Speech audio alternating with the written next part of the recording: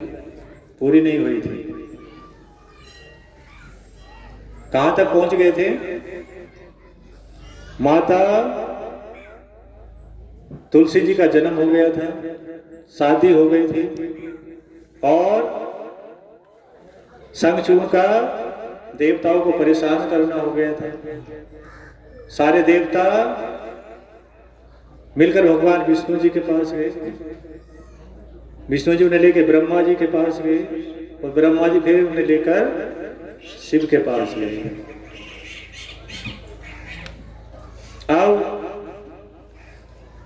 शिव को अपना त्रिशूल दिया भगवान विष्णु जी ने कि प्रभु शंखचूड़ मेरा भक्त है और भक्त को मैं मार नहीं सकता, तो प्रभु ये कार्य आपको करना पड़ेगा। मेरा त्रिशूल आप ले जाओ और शंखचूड़ के मारने के लिए आप कुछ करो। भगवान शिव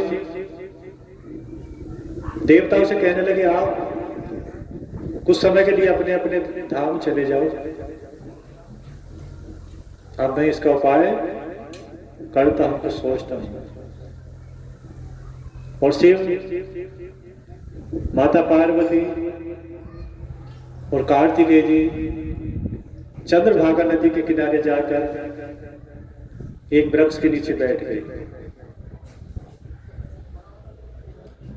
और सोचने लगे कि अब शंखचूड़ के मारने के लिए कार्य करना है। और अपना एक दूत बुलाया शंकर जी ने। तो भगवान नारायण नारद जी से ये कथा सुना रहे हैं।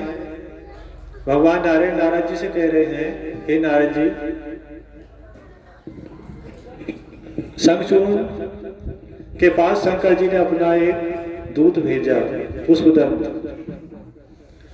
पुष्पदंत नाम का एक दूत भेजा कि शंखचूड़ से कहना कि देवताओं का राज्य देवताओं को लौटा दो, तुम अपना राज्य करो, जो जो तुमने देवताओं के अधिकार छीन लिए वो वापसी कर दो। अगर ऐसा नहीं करोगे तो मुझसे युद्ध करना पड़ेगा। अब जैसा शंखचूड़ समझे वैसा कर ले। पुष्पदंत चले गए। पुष्पदंत शंखचूड़ के पास पहुंच गए। बोले, धर्मेंद्र, आप देवताओं का राज्य देवताओं को दे दो। ये भगवान शिव ने कहलाया है, मैं उनका दूत हूं, उनकी आज्ञा से आपके पास आया हूं।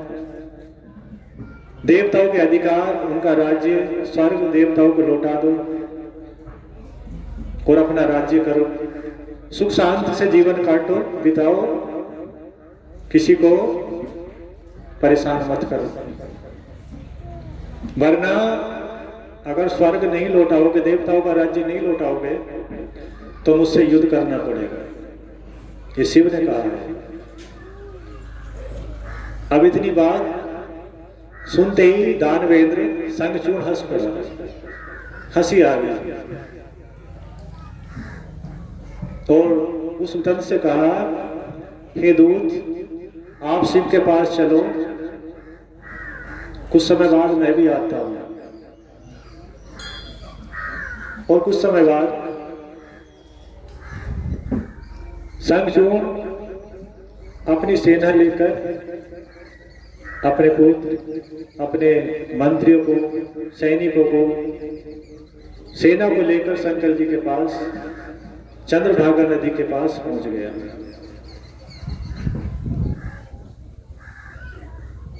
कि राज्य तो दूंगा नहीं, और शिव राज्य नहीं दूंगा तो युद्ध करना पड़ेगा। तो तुलसी से कह के गया कि शिव से युद्ध करने जा रहा हूं और शिव से युद्ध करने का अर्थ खतरा है।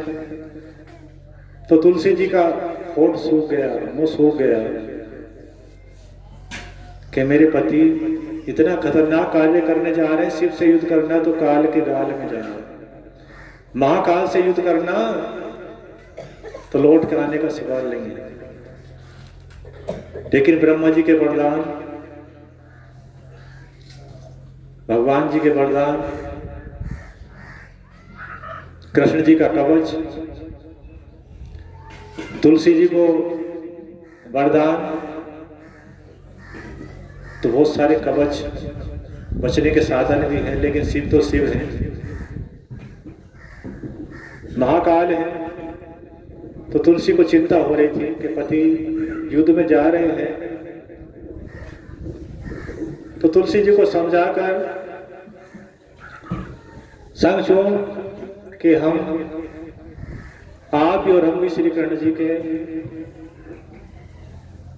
गोप गोपी हैं, उनके प्रिय हैं। जो होनी होगी देखा जाएगा, लेकिन मुझे शिव के पास जाना है। वो शिव के पास चले गए। शिव के पास पहुंचकर संग छोड़ो दंडवत प्रणाम किया, लेट गए शिव के चरणों में।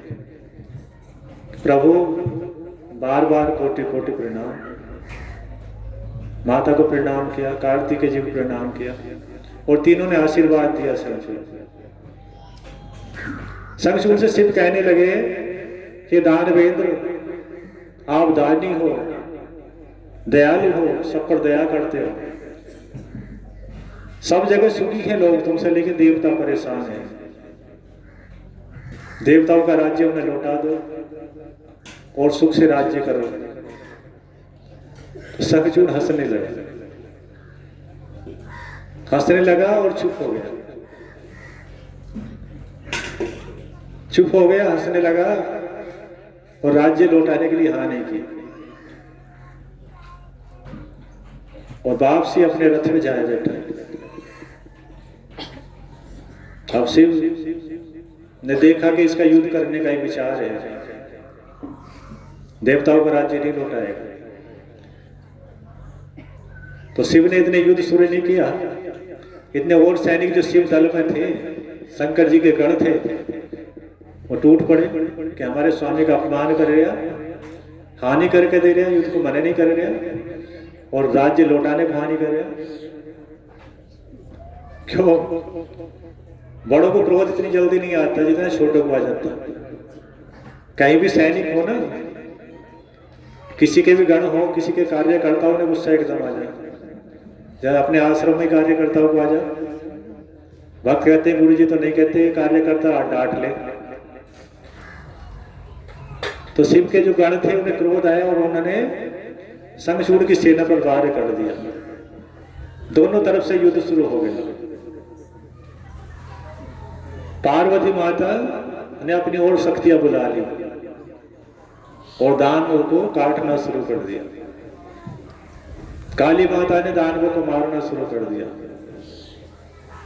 शिव गणों ने दानवों को मारना शुरू कर दिया। भगवान शिव के जो विशेष गण थे, एक से बढ़कर एक गण, दानवों की सेना भी बहुत बड़ी थी। महासंग्राम होने लगा। कार्तिकेय जी जिधर शक्ति चलाते थे, दूर तक दानवों का काम खत्म कर देते थे। भीषण युद्ध हो गया शुरू, लेकिन किसी की जीत या हार नहीं हो रही थी। मर तो रहे थे, लेकिन हार जीत किसी की नहीं हो रही थी। अब शिव ने युद्ध किया। अब एक तरफ स्वामी, एक तरफ भगवान। अरे संगचूड़ भी तो शिव जी का भक्त है, चाहे भगवान विष्णु जी का वह है तो शक्ति है, लेकिन उसके पाप कर्म के कारण मारना भी है। अब शंकर जी ने विष्णु भगवान से कहा कि प्रभु, जीत हार किसी की नहीं हो रही। तो संगचूड़ कह रहा है भगवान शिव, अगर मैं हार गया तो मेरी तो कोई विशेष हानि होने की नहीं। क्यों? तुम्हारा भक्त हो। भक्त अगर भगवान जी से हार जाए तो कोई हानि थोड़ी हो रही। लेकिन प्रभु अगर आप हार गए आपकी जरूर हानि हो जाएगी कि शिव को शंखचूड़ ने हरा दिया था। तो प्रभु आपकी हानि बहुत बड़ी हो जाएगी हार गए तो। और हार जीत हो नहीं रही। क्यों नहीं हो रही? बीच में आ रही तुलसी का सतीत्व और कृष्ण जी का कवच।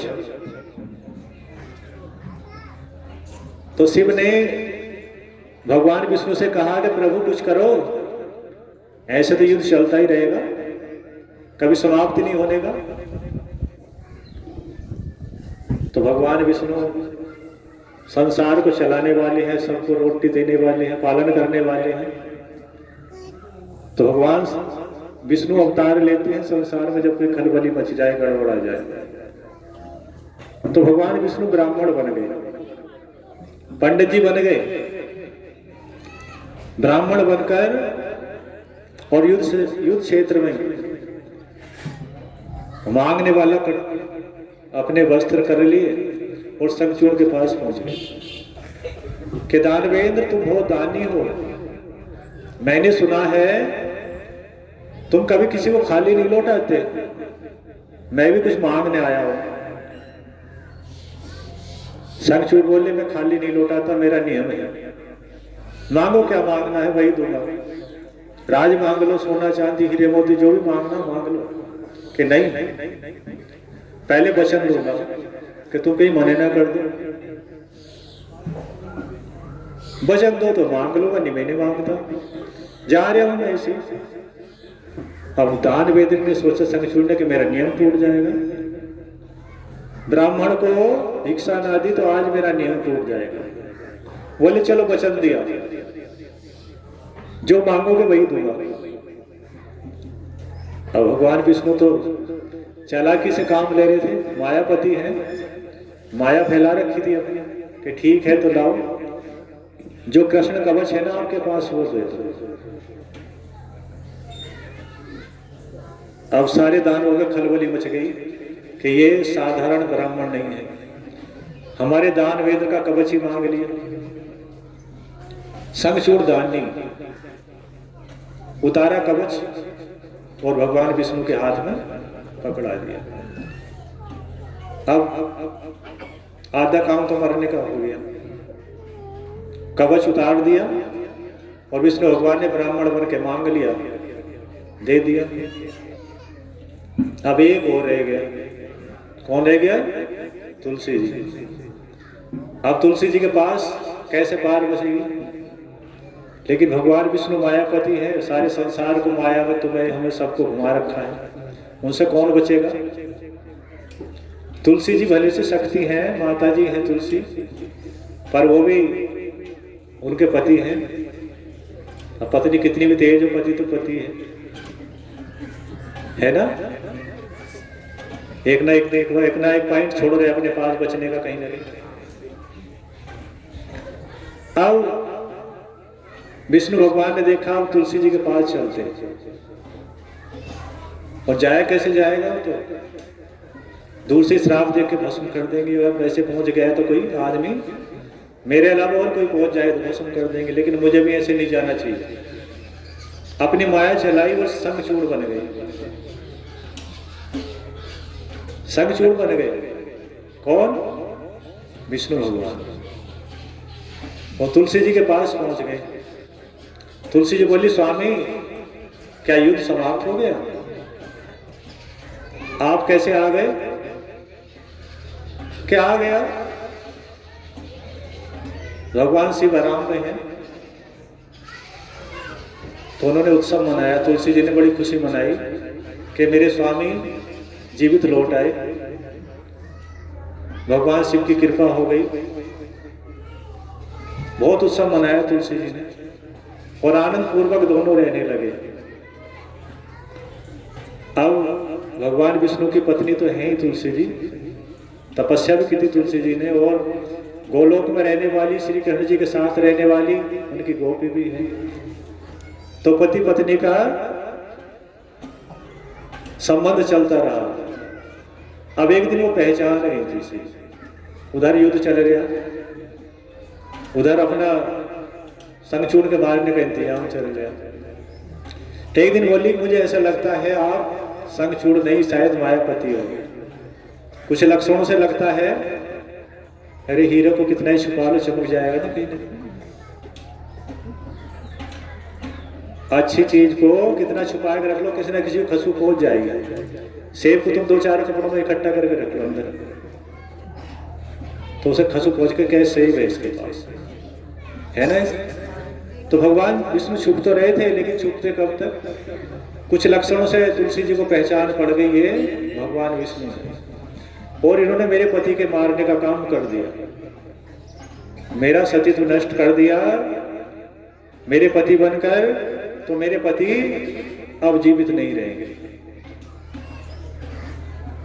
उधर भगवान शंकर जी भी तलाश में थे, कब रिपोर्ट आवे उधर से, कब सूचना मिले कि वो काम भी हो गया। एक तो विष्णु भगवान जी ने युद्ध में कर दिया था, कवच ले लिया था, दूसरा गए हुए हैं तुलसी जी के पास, वो काम हो जाएगा तो मेरा काम भी आसान हो जाएगा। उधर शिव को पता चल गया कि दूसरा काम भी हो गया, तुलसी जी का सतीत्व भी नष्ट हो गया।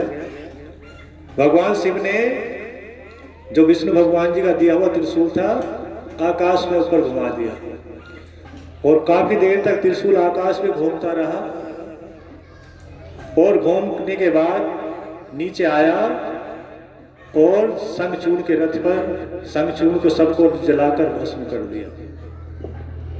क्या तो त्रिशूल विष्णु भगवान का गिरा था, या शंखचूड़ और रथ घोड़ा सारथी सब राख की ढेरी बन गए।